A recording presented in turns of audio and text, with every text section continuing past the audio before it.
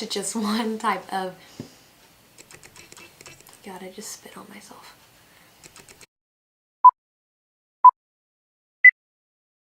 Hi guys, and welcome back to my channel. Today I'm going to be talking to you guys about something that I get asked about all the time, and that is my hunter and my bean boots. We are literally in the dead of winter right now. It's almost February, so I figured this was a perfect time to talk about these two shoes because I very much consider them a fall/winter shoe. I don't really wear them that much in the summer.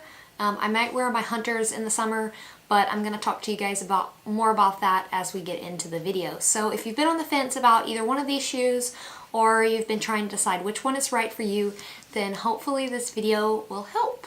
So just keep watching and we're going to talk all about them. I want to start off talking, I think, about my hunter boots, because I got my hunter boots first. Now, I've been wanting a pair of hunter boots for a really long time, so this wasn't just like something I bought on a whim. Like, at least for the last 3 to 4 years since they kind of come on my radar, I would definitely consider both of these shoes to be kind of in the kind of preppy trend. I feel like you see that they're both worn a lot in that kind of style of clothing, which I do really love. I do really love a lot of the aspects of the preppy clothes. It's not all I wear. I do wear, you know, I try not to restrict myself too much to just one kind of genre of fashion, so I do like to kind of pick things from all different ones, but I do really love, and I have a lot of pieces that would probably be considered preppy. So that's how they kind of came onto my radar. Of course, I saw them all over Pinterest and all over Instagram, and I was like, I have to have a pair of those. I wanted them so bad.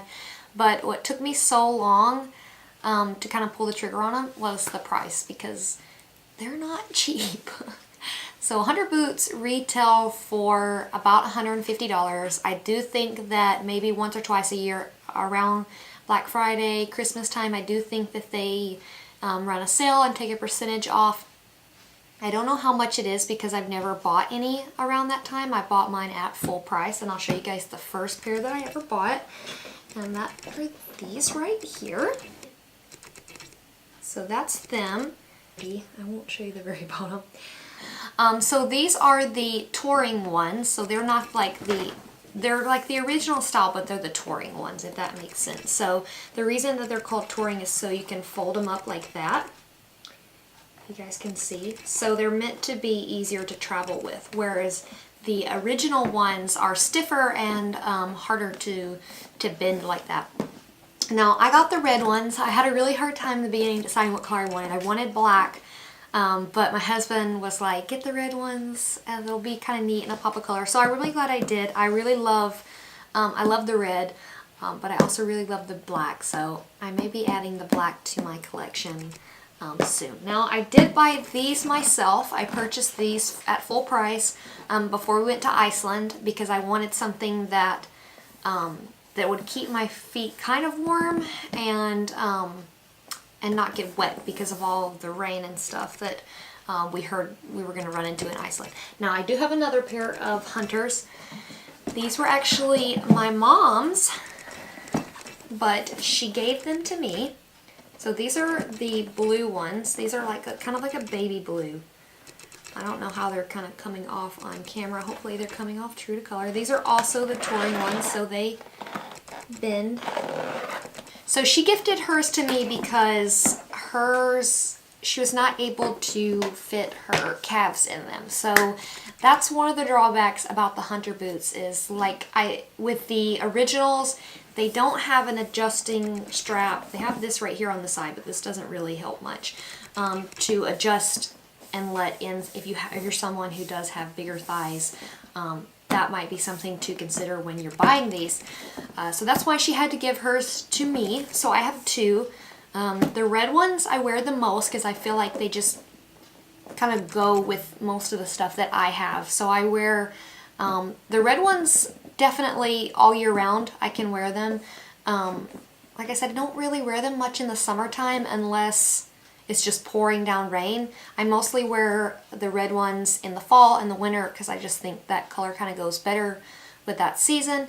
And then a lot of times I'll wear the blue ones like in the spring or summer, because I think this is more a spring or summer color, even though I still wear the red ones more than the blue, if that makes sense. So I do believe that Hunter has a rain boot that is adjustable, but I do believe it's a higher price. They do have several ones to pick from. These are on the lower range. I actually think these, the original and the touring, are their cheapest ones, and the price just goes up from there. The reason that I wanted these was because, for one, I just love rain boots. Ever since I was a little girl, I had an obsession with rain boots. I think they're so cute. I think they're cute with anything. They look good with jeans. They look good with dresses. I don't know. They're just so cute. I shopped around a lot to try and find a rain boot that looked like the Hunter but was cheaper. And I just couldn't find anything, because a lot of the rain boots that I were finding were shorter and fatter, and they just didn't have that kind of sleek look like the Hunters have, if you know what I'm talking about. That really long, sleek look. It's just beautiful. Look at it. So yeah, that was why I ended up going and just pulling the trigger on these, because nothing else I found was what I wanted, and it was satisfying me in the looks and the function that I wanted. And a lot of rain boots are actually not very comfortable, so I was really surprised when I put on my Hunters for the first time how much more comfortable they were than other rain boots I had tried on. So now let's talk about durability, because I do know I've read some reviews where people have said that they've cracked or they've developed holes. I've had mine for a little over a year now, and I've not had that problem. Now, I don't wear these like obsessively. I don't wear them every day. Like I said, I only wear them when it's really cold and wet, or one or the other. So it's not like I'm wearing these a ton. Now, if you're wearing them every day, if you're having to walk every day in snow and sleet, then these might not be the option for you. I really do believe these are not really for if you live in a place where the snow is really bad, and the weather's really bad, because I do believe these are meant to be more of like a rain type boot, not really like a snow type boot. The one good thing I would say about these with the snow is because they are so tall, I mean, you could walk in pretty tall snow without having to worry about it going in. But it doesn't tie snugly around the top, so, you know, stuff could still get down in there. Of course, I haven't had a problem with that, but I do believe it is a possibility. Now, for these, for keeping your feet warm, I don't think they're as warm as the bean boots, but I'm going to talk about the bean boots in just a minute. So that's another reason why I'm saying that these might not be the perfect type of boot for really cold weather. But you can buy inserts. They have them on the website. They look very comfortable and soft. I don't own any, but I'll link them down below so you can go check them out if you're thinking about buying a pair of these and you want to keep your feet warm. I've heard that they're really nice and warm, paired with some nice warm socks. Then they can make an excellent kind of choice. Now, like I said, I did buy my Hunters to go to Iceland, and we went in May, and they worked pretty fine. I mean, I didn't really have any problems with them, but I do wish that I had bought the bean boots to go to Iceland instead, because I think they were more suited for that. So I'm going to talk to you guys about my bean boots now, and this is what they look like. Here are my bean boots. They look very dirty, because they are. I've been doing a lot of, getting a lot of use out of them. Alright, so you guys can see, I want to give you a good look at like how everything looks. So there's that, the sides, the back. I'll show you guys the laces. Okay, so that's how the bean boot looks. Now, I've been wanting the bean boots just as long as I have been wanting the Hunter boots. I can't give you a good reason why I decided to get the Hunter over the bean boots. I don't know, because I like them both pretty much the same. I just decided to go ahead and buy the Hunters. And it took me a little bit longer to get the bean boots, even though the bean boots are actually cheaper. Mine are the 8-inch, so see, they're a little bit taller. Mine are the 8-inch. They have 6-inch and 8-inch, and mine retailed for $135, I believe, and I actually did get these on sale. I got like 20% off. So it came to a little over $100 when it was all said and done, and I got free shipping. So these are the original like duck boots. They've been around for like 100 years or more. Bean boots were the like original. They're the creators of this. Now, several places have duplicated this, and you can get knockoffs. I think Sperry has one called the Salt Water, I believe is what it's called. But I really wanted, it was no question, I wanted the bean boot. I looked at the Sperry's. They are really similar in price. I think they might be a little bit cheaper. But they have zippers here on the side, right here. And I did not like that. For me, that was just kind of took away from the look and the function. So I think the Sperry's are meant to be more of a kind of a fashion type duck boot, where these are meant to be more of a actual like working type boot. So I bought these more for their function than for their look. I know a lot of people buy them because they think they're cute and they're fashionable, which they are cute in a weird way. They're like so ugly, they're cute. So they've gotten really popular in the last couple of years, especially I think with college students and girls. But I think that's in part because they're so functional. They're very warm, and they keep your feet dry. So I'm really excited to finally get them. Now, they have like this kind of dual look to them. They have the leather at the top, and then they have the rubber at the bottom. So they kind of look like a rain boot. That's why I was saying that they are kind of similar in that aspect to the Hunter. That they are somewhat of a rain boot. So you can actually walk through water with these all the way up. Not to the, you don't want to completely submerge it because water can still get in over the top.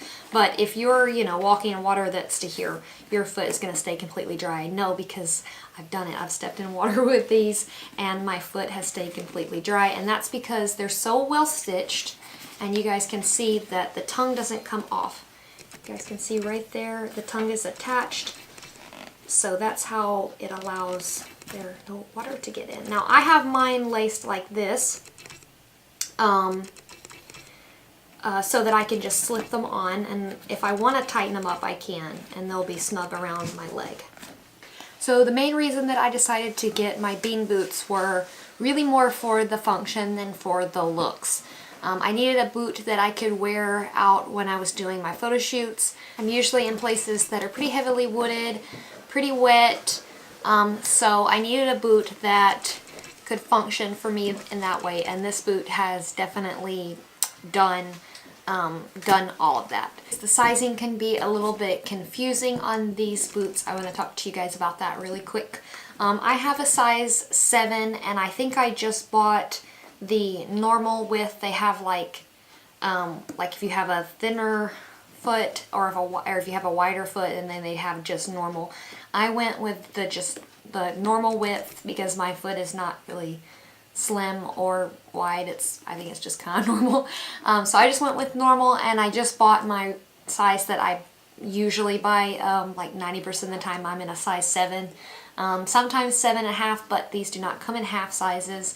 So yeah, I just got the 7. They actually run a little bit big, so it does say on this website, if you're not planning on wearing them with thick socks, to size down, and I can definitely see that.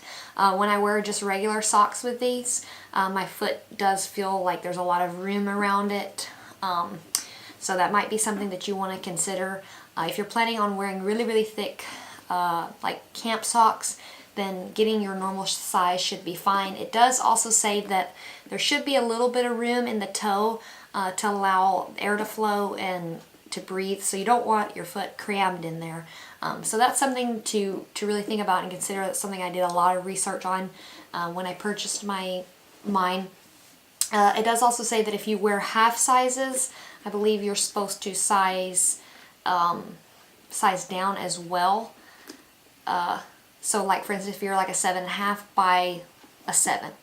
And then if you're like a 7 and you're not going to wear thick socks, buy a 6, if that makes sense. But like I said, I just went with my size, a 7, because I do sometimes wear 7.5, and I plan on wearing thick socks. So I do feel like I got the size pretty good. They do feel, like I said, a little bigger than normally what my shoes feel like, but I think that's just because of the boot that it is. It's just bigger and heavier. And then I do think if I had gotten the 6 that it may have been more snug, but overall I'm pretty happy with how it fits. So yeah, and then the reason I decided to get the 8-inch, that was one thing that I was really just, it was hard for me to decide on because obviously unless you live in Maine, which is where they make the shoes, you can't try them on. So yeah, you really have to guess with these when you're buying them. Like I said, unless you live in Maine, you can go to their store and try it on.